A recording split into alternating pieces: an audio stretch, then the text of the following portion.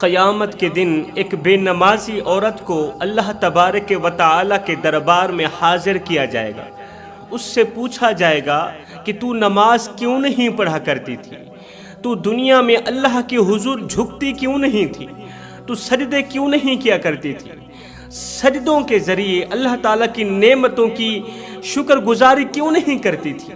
تو وہ عورت کہے گی اللہ، شوہر کے کام کاج سے فرصت نہیں ملتی تھی، شوہر کی خدمت سے فرصت نہیں ملتی تھی، شوہر کے خوف اور دبدبے کی وجہ سے میں نماز نہ پڑھ سکی، شوہر کی خدمت کی وجہ سے میں نماز نہ پڑھ سکی، اللہ کے حضور نہ جھک سکی۔ یہ سن کر اللہ تبارک و تعالی فرشتوں کو فرمائیں گے، فرشتوں جاؤ فرعون کی بیوی حضرت آسیہ کو میرے سامنے کھڑا کرو، حضرت آسیہ کو لے آؤ۔ فرشتے جلدی سے جائیں گے، فرعون کی بیوی حضرت آسیہ کو اللہ کے دربار میں حاضر کریں گے۔ اللہ کی ذات فرعون کی بیوی آسیہ کی طرف اشارہ کرتے ہوئے فرمائے گی، اے بے نمازی عورت، اے غفلت میں ڈوبی ہوئی عورت، اے گنہگار عورت، اتنا بتا دے کہ تیرا شوہر ظالم تھا یا آسیہ کا شوہر ظالم تھا؟ وہ آسیہ جسے تپتی ہوئی ریت پر لٹایا گیا، اس نے پھر بھی میرا ذکر نہیں چھوڑا، پھر بھی سجدہ نہیں چھوڑا۔ لوہے کی کنگھیوں سے جس آسیہ کے بدن چھیدے گئے، اس نے تو میرا ذکر نہیں چھوڑا، اس نے تو سجدہ نہیں چھوڑا تھا، اس نے تو نماز نہیں چھوڑی تھی، جس کے شوہر نے اس کے اوپر پتھروں کی بارش کر دی۔ آسیہ کے جسم کا کوئی ایک ایسا حصہ نہیں جس کے اوپر شوہر کی مار پٹائی کے نشانات نہ ہوں، زخم نہ ہوں، پھر بھی اس نے سجدہ نہیں چھوڑا۔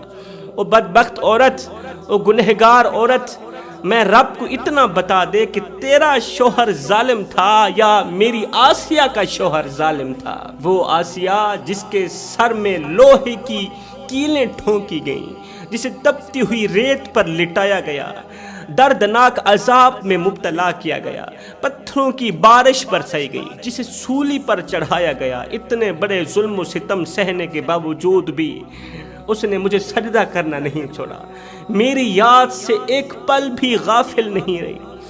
اے عورت، تیرا یہ عذر غلط ہے، تیرا یہ عذر غلط ہے۔ اگر کسی خامد کا ظلم، کسی شوہر کا ظلم بیوی کو نماز سے روکتا تو سب سے پہلے آسیہ کو روکتا، سب سے پہلے فرعون آسیہ کو روکتا کہ اللہ کو سجدے نہ کر، مگر آسیہ چھپ چھپ کے مجھے سجدے کرتی رہی۔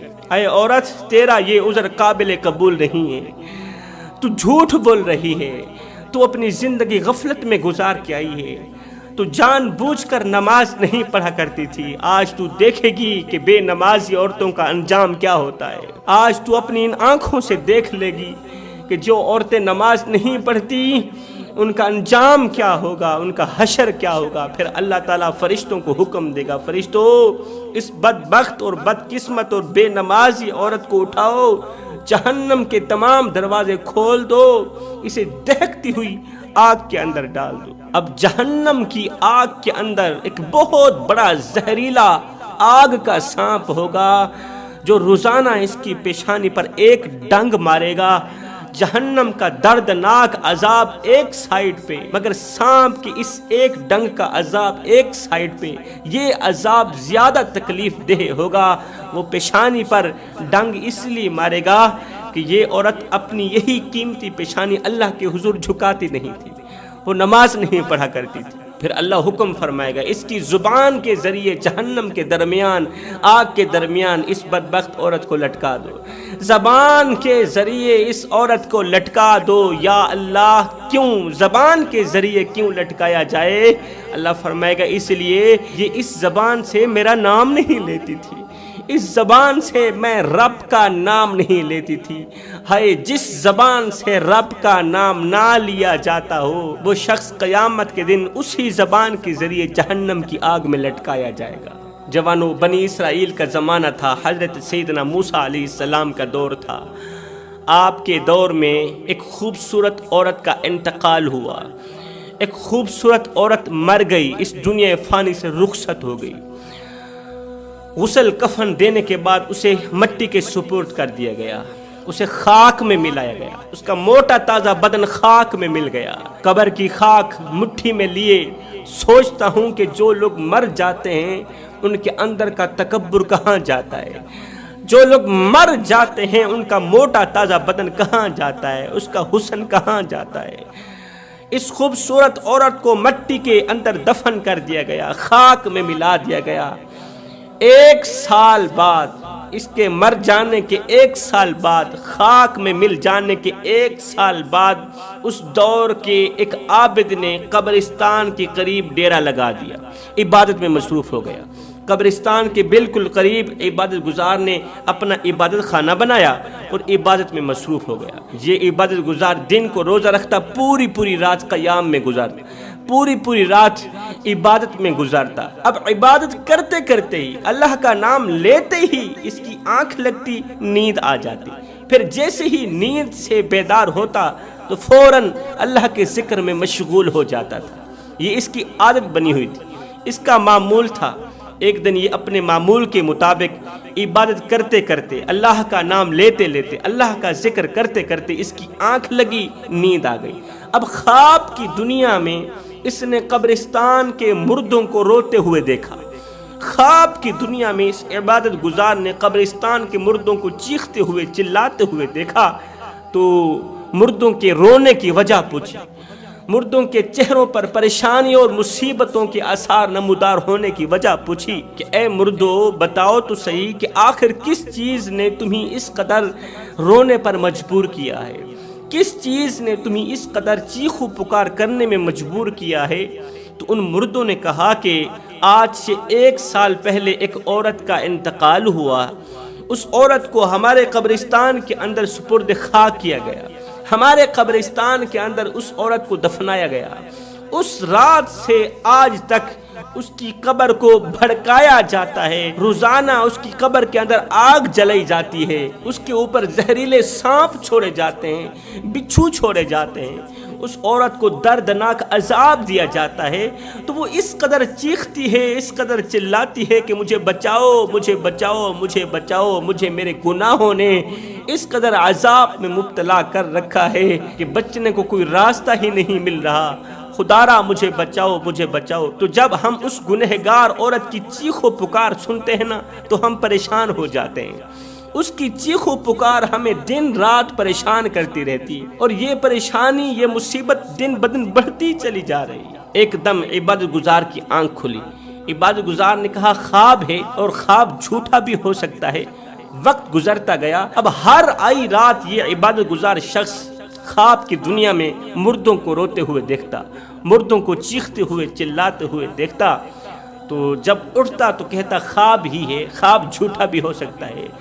30 دن اس نے مسلسل خواب دیکھا، 30 راتیں اس نے مسلسل ایک ہی خواب دیکھا۔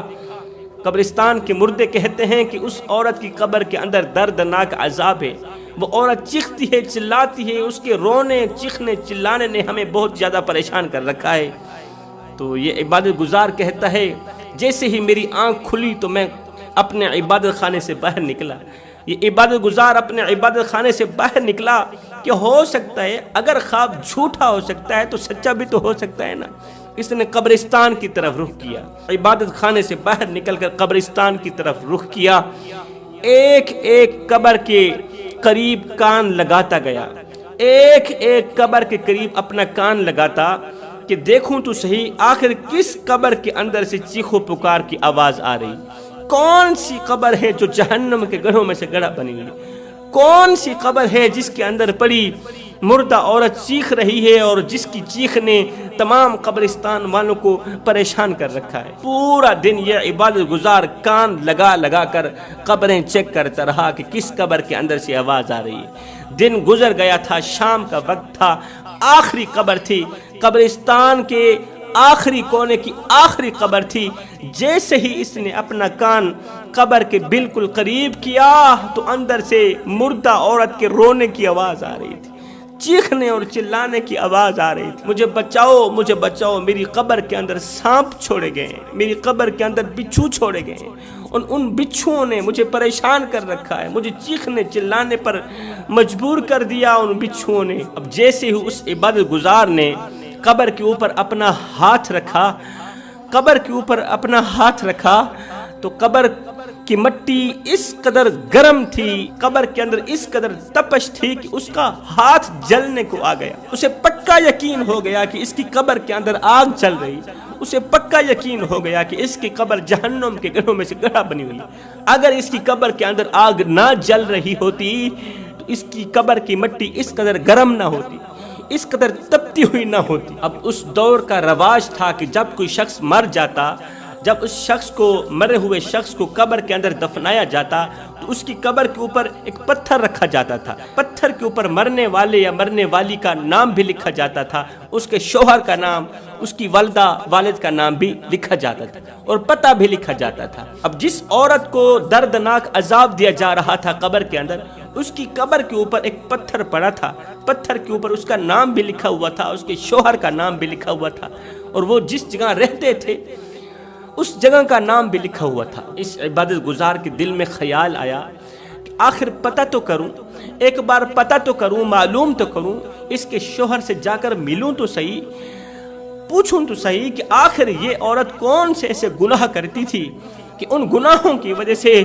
اس کی دنیا بھی اجڑ گئی، آخرت بھی تباہ و برباد ہو گئی۔ وہاں سے پتہ نوٹ کیا، چل پڑا، چلتے چلتے، گرتے سنبھلتے، اٹھتے بیٹھتے، اس کا گھر ڈھونڈتے ڈھونڈتے آخرکار اس کے گھر جا ہی پہنچا۔ دستک دی، اندر سے ایک شخص باہر نکلا، پوچھا فلاں نام کی عورت جو کہ آج سے اتنا عرصہ پہلے مر گئی تھی، وہ آپ کی کیا لگتی تھی؟ اس نے کہا وہ میری بیوی ہے۔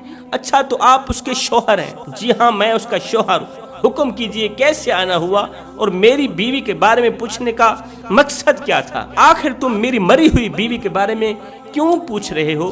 اس نے کہا میں تمہیں سب کچھ بتاتا ہوں، ساری کہانی، ساری حقیقت تیرے سامنے واضح ہو جائے گی، کھل جائے گی اگر تم میرے ساتھ آنا، قبرستان میں جانا پسند کرو گے تو۔ اس نے کہا میں آپ کے ساتھ جانا پسند کرتا ہوں۔ اب اس کا شوہر اس عبادت گزار کے ساتھ چل پڑا، چلتے چلتے پھر سے قبرستان کے اندر داخل ہوئے۔ وہ عبادت گزار اس کی بیوی کی قبر پر لے گئے، کہا یہی تیری بیوی کی قبر ہے نا؟ اس نے کہا یہی قبر ہے، اور میں نے اپنے ہاتھوں سے اپنی بیوی کو دفنایا تھا، اسی مٹی کے اندر دفن کیا تھا، اور اسی مکان کے اندر میری خوبصورت بیوی لیٹی ہوئی ہے۔ عبادت گزار نے کہا بیوی کی قبر کے اوپر اپنا ہاتھ رکھو۔ جیسے ہی شوہر نے مری ہوئی بیوی کی قبر پر ہاتھ رکھا تو ہاتھ جلنے کو آ گیا، کیونکہ اس کے اندر تو آگ جلی ہوئی تھی۔ اب عبادت گزار نے کہا اپنے کان بھی بیوی کی قبر کے قریب کرو، کان لگا کر کچھ سنو، اندر سے آوازیں آ رہی۔ جیسے ہی شوہر نے بیوی کی قبر کے قریب اپنا کان کیا تو اندر سے بیوی کی چیخو پکار کی آوازیں آ رہی تھی، مجھے بچاؤ، مجھے بچاؤ، میری قبر کے اندر سانپ چھوڑے گئے، بچھو چھوڑے گئے، وہ مجھے دردناک عذاب دیتے ہیں، سانپ مجھے ایک بار ڈنگ مارتا ہے میں 70 گز زمین کے اندر دھنس جاتی ہوں، مجھے بچاؤ، میری قبر کے اندر آگ ہی آگ، میرے دائیں بھی آگ، بائیں بھی آگ، میرا بستر بھی آگ کا، میری رضائی بھی آگ کی، میرا کمبل بھی آگ کا ہے، میری دیواریں بھی آگ کی ہیں، مجھے بچا لو۔ یہ آوازیں سنتے ہی توبہ توبہ کرتا ہوا یہ شخص قبر سے اٹھا۔ اب عبادت گزار نے پوچھا اے بندہ خدا، مجھے اتنا بتا دے کہ تو نے کافی عرصہ بیوی کے ساتھ گزارا ہے، زندگی کے کافی دن، کافی سال بیوی کے ساتھ گزارے ہیں، اتنا تو بتا دے کہ تیری بیوی کون سے ایسے گناہ کرتی تھی،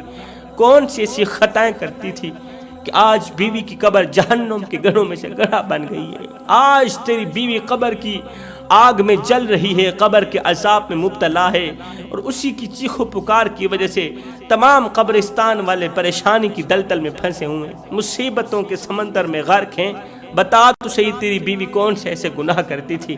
تو اس شخص نے کہا بھائی ویسے تو میری بیوی اچھی تھی، میری خدمت گزار تھی، لیکن وہ 2 گناہ بڑے شوق سے کرتی تھی، اس کے اندر 2 خامیاں تھیں، بہت بڑی خامیاں تھیں۔ پہلی خامی تو یہ تھی کہ میری بیوی طوائف تھی، وہ ناچنے والی تھی، خود کو ناچتا ہوا دکھا کر، اپنا خوبصورت جسم دکھا کر جوانوں کے اندر کی نفسانی خواہشات ابھارتی تھی، انہی گناہوں پر مبتلا کرتی تھی، گناہوں کے لیے ابھارتی تھی۔ یہ طوائف تھی، رقص کرتی تھی، ناچتی تھی، غیر محرم مردوں کے سامنے بالوں کو سوار کر پیروں میں گھنگرو باندھ کے ناچتی تھی، پیروں میں گھنگرو باندھ کے ناچنا اس کا مشغلہ تھا، اس کا کاروبار تھا۔ اور جب جب میں ایسے کہتا کہ ادھر سے تو گناہ کر کے آتی ہے، تیرا حق بنتا ہے گھر میں نماز پڑھا کر، پھر توبہ کیا کر کہ اللہ تعالیٰ تیرا آج کا گناہ معاف کر دے، تو یہ بدبخت نماز بھی نہیں پڑھتی تھی، یہ اللہ کے حضور اپنا سر جھکانا پسند نہیں کرتی تھی، اللہ کے حضور اپنی پیشانی جھکانا پسند نہیں کرتی، اللہ کے حضور اپنا قیمتی سر، قیمتی پیشانی جھکانا پسند نہیں کرتی تھی۔ ایک دن یہ کہیں رقص کرنے کے لیے گئی ہوئی تھی، اس کا ننگا بدن تھا، برہنہ بدن تھا، برہنہ جسم تھا، طوائف ناچنے کے لیے کہیں گئی ہوئی تھی، مجلس لگی ہوئی تھی، لوگ شراب و کباب پہ مصروف تھے اور میری بیوی ناچ رہی تھی۔ ناچتے ناچتے، ناچنے کے دوران ہی، گناہ کے دوران ہی، رقص کرنے کے دوران ہی موت کے فرشتے نے حملہ کیا، مالک الموت نے حملہ کیا، اس کی روح نکال کر چلا گیا۔ یہ گناہ کے دوران ہی مر گئی تھی، گناہ کے دوران ہی اس کی روح نکل گئی تھی، اسے توبہ کی توفیق نہ مل سکی، ایک سجدہ کرنے کی توفیق بھی نہ مل سکی۔ سجدوں کی توفیق ملنا بھی اللہ کی نعمتوں میں سے ایک نعمت ہے، ورنہ جن سے یہ توفیق چھین لی جاتی ہے نا، پھر نہ وہ دنیا کے رہتے ہیں اور نہ ہی وہ آخرت کے رہتے ہیں۔ پہلا گناہ یہ غیر محرم مردوں کے سامنے کھلے بالوں سے، پیروں میں گھنگرو باندھ کے برہنہ جسم لے کر ناچتی تھی، اور دوسرا گناہ اللہ کے حضور جھکتی نہیں تھی، دوسرا گناہ نماز نہیں پڑھتی تھی۔ دن میں 5 ٹائم نماز پڑھنے کی اپنی عادت بنا لو جوانو، صرف یہ سوچ کر کے کہ ہو سکتا ہے یہ اذان تمہاری زندگی کی آخری اذان ہو سکتا ہے یہ نماز تمہاری زندگی کی آخری نماز ہو۔ کتنے لوگ تھے جو کہتے تھے آج کا دن گزر جائے کل کے دن توبہ کریں گے، یہ سال گزر جائے اگلے سال توبہ کریں گے، 5 سال کی گزر جانے کے بعد توبہ کریں گے، جب ڈیوٹی سے فارغ ہوں گے، نوکری سے فارغ ہوں گے تب توبہ کریں گے، جب جوانی ڈھل جائے گی، بڑھاپا آ جائے گا تب توبہ کریں گے، جب جوانی کا سورج غروب ہو جائے گا، بڑھاپے کا سورج طلوع ہوگا نا، تب ہم توبہ کریں گے۔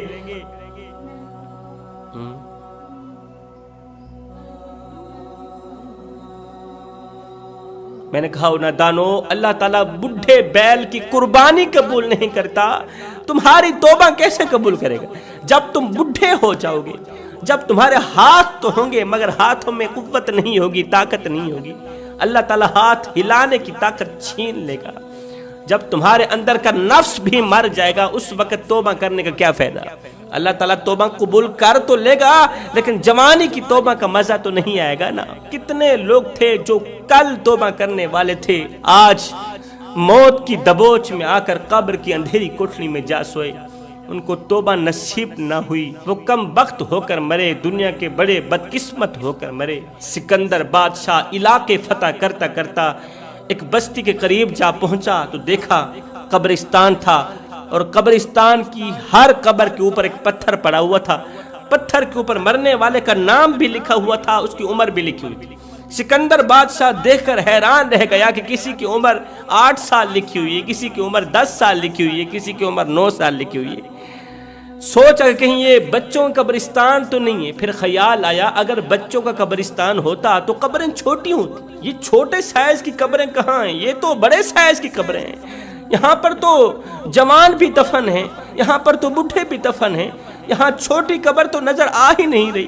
پھر قبروں کے اوپر جو پتھر پڑے ہیں، پتھروں کے اوپر مرنے والے کے نام، پھر مرنے والوں کی عمریں کم کیوں لکھی ہوئی ہیں؟ یہ سب معلوم کرنے کے لیے، جاننے کے لیے سکندر بادشاہ بستی کے اندر داخل ہوا، کسی عقل مند سے پوچھا بھائی یہ جو قبرستان ہے یہ بچوں کا قبرستان ہے یا بڑوں کا قبرستان ہے؟ انہوں نے کہا جی بچوں کا قبرستان بھی یہی ہے اور ہم تو بڑے بھی یہاں دفن کرتے ہیں۔ سکندر بادشاہ نے پوچھا تو پھر کسی کی عمر 9 سال ہے، کسی کی عمر 10 سال ہے، کسی کی عمر 8 سال، اس کا مطلب کیا ہے؟ اس عقل مند صاحب نے کہا بھائی اس کی وجہ یہ ہے کہ ہمارے بڑوں نے ہمیں ایک سبق دیا تھا، وہ سبق ہمیں یاد ہے، ہم بھولے نہیں۔ آخر وہ کون سا سبق تھا؟ وہ سبق یہ تھا کہ ہمارے بڑوں نے ہمیں کہا تھا بیٹے زندگی وہی ہے جو مالک کی چوکھٹ پر گزر جائے، زندگی وہی ہے جو قیام میں گزر جائے، جو رکوع میں گزر جائے، مالک کی دہلیز پر گزر جائے۔ بیٹے مالک کی دہلیز سے ہٹ کر گزرنے والی زندگی وہ زندگی نہیں ہے، وہ تو قیامت کے دن کی شرمندگی ہے۔ تو بھائی جس نے جتنا عرصہ مالک کی چوکھٹ پر لگایا ہے نا، کسی نے 10 سال مسجد میں گزارے، ہم نے 10 سال کی عمر لکھی، کسی نے 8 سال مسجد میں گزارے، کسی نے 8 سال اللہ کے ساتھ تعلقات برقرار رکھا، ہم نے اس کی قبر کے اوپر 8 سال لکھی، اس کی اصل عمر بھی 8 سال لکھی۔ کسی نے 9 سال مسلسل نماز پڑھی تو ہم نے اس کی عمر 9 سال ہی لکھی۔ زندگی تو وہی ہے نا جو مالک کی چوکھٹ پر گزر جائے، زندگی تو وہی ہے نا جو نماز میں گزر جائے، اللہ کی نعمتوں کی شکر گزاری کرنے میں گزر جائے۔ اللہ کی چوکھٹ سے ہٹ کر گزرنے والی زندگی، نماز سے دور ہو کر گزرنے والی زندگی، غفلت کی زندگی وہ زندگی نہیں ہے، بلکہ وہ تو قیامت کے دن کی شرمندگی ہی شرمندگی ہے۔ جوانوں، جو مومن ہوتے ہیں نا انہیں جنت کی لالچ نہیں ہوتی۔ مومنوں کو جنت اتنی عزیز نہیں ہے جتنی نماز عزیز ہے، جنت کی حوریں اتنی عزیز نہیں۔ آج ہر نمازی نماز اس سوچ کی بنیاد پر پڑھتا ہے کہ اللہ تعالیٰ مجھے جنت دے گا اور جنت میں اعلیٰ مقام دے گا۔ ہر عابد اس سوچ کی بنیاد پر عبادت کرتا ہے کہ اللہ تعالیٰ راضی ہو جائے گا، پھر مجھے جنت دے گا، پھر جنت کی حورین دے گا، پھر جنت میں خوبصورت محلات دے گا، خوبصورت گھر دے گا، پھر میں عیش کی زندگی گزاروں گا اگلے جہاں۔ ہر عابد کا ایک ہی مقصد کہ مجھے جنت ملے گی، ہر نیکوکار کا ایک ہی مقصد کہ مجھے جنت ملے گی۔ مطلب وہ نماز سے بڑھ کر جنت کو عزیز سمجھتے ہیں۔ نماز پڑھتے ہیں، مقصد جنت کا حاصل کرنا ہے، نماز پڑھتے ہیں پھر بھی لالچ کی بنیاد پر کہ ہمیں جنت ملے گی۔ حضرت سیدنا امام علی مقام امام حسین رضی اللہ تعالی عنہ سے بھی یہی سوال پوچھا گیا حضرت آپ کو جنت عزیز ہے یا نماز عزیز؟ سبحان اللہ، آپ کو جنت عزیز ہے، جنت پسند ہے یا نماز پسند ہے؟ جنت عزیز ہے یا نماز عزیز ہے؟ آپ جنت سے پیار کرتے ہیں یا نماز سے پیار کرتے ہیں؟ تو حضرت امام علی مقام امام حسین نے فرمایا بھائیو، مجھے جنت سے کہیں زیادہ نماز عزیز ہے، جنت سے کہیں زیادہ نماز عزیز ہے، اس لیے کہ جنت میری رضا ہے اور نماز میرے سونے رب کی رضا ہے۔ تو میں اپنی رضا کو اپنے رب کی رضا پر قربان کرتا ہوں۔ مجھے جنت کی ضرورت نہیں ہے، مجھے نماز کی ضرورت ہے، اس لیے کہ نماز میرے نبی کی آنکھوں کی ٹھنڈک ہے، نماز دین کا ستون ہے۔ جس نے نماز قائم کی اس نے دین قائم کیا، اور جس نے نماز کو گرایا اس نے دین کو گرایا۔ جوانوں، اتنا بتا دو کہ تم کون سی کامیابی چاہتے ہو۔ مؤذن ابھی بھی آوازیں لگا رہا، حیا علی الفلاح، حیا علی الصلاح، چلے آؤ کامیابی کی طرف، چلے آؤ نماز کی طرف۔ آئے لوگ ڈھونڈتے رہے کامیابی کو، مؤذن ساری زندگی کہتا رہا حیا علی الفلاح، حیا علی الفلاح۔ جوانوں، مجھے اتنا بتا دو کون سی کامیابی چاہتے ہو؟ مؤذن تو ابھی بھی آوازیں لگا رہا ہے۔ اگر تم کامیابی چاہتے ہو دنیا کی بھی اور آخرت کی بھی تو پھر آ جاؤ، میرے کریم رب کی رحمت بڑھ چڑھ کے تمہارا انتظار کر رہی ہے، وہ تو آوازیں لگا رہی ہے۔ اور میرے حبیب کے امتی، ایک بار تو میری چوکھٹ پر آ کر تو دیکھ، ایک بار اپنا دامن پھیلا کر تو دیکھ، ایک بار اپنی پیشانی سجدے میں جھکا کر تو دیکھ۔ بخشش کی حد نہ کر دوں مجھے رب العالمین بھی نہ کہنا، بخشش کی انتہا نہ کر دوں مجھے رب العالمین بھی نہ کہنا۔ بچہ دنیا میں صرف ایک ہی ہنر لے کر آیا تھا، وہ تھا رونا۔ بچہ رو رو کر اپنی ماں سے ہر بات منوا لیتا ہے۔ ہائے کتنے بد نصیب لوگ نکلے ہم، کتنے بدبخت لوگ نکلے ہم کہ ہم رو رو کر اس اپنے رب سے اپنے گناہوں کی بخشش بھی نہ کرو۔